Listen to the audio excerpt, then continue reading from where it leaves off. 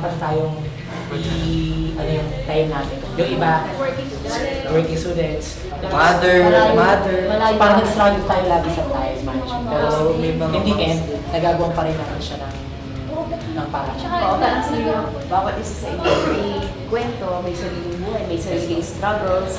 Pero para lang dito sa grupo nyo, para gawin talagang love nyo to, gumagawa kayo ng paraan.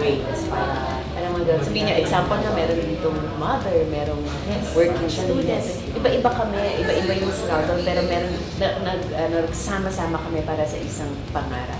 Lahat kayo may stage presence, bawat isa. Hindi yung, yun yung kakaiba. Hindi yung parang isa lang or ano, lahat. Kaya, I'm sure makaka-connect kayo sa audience.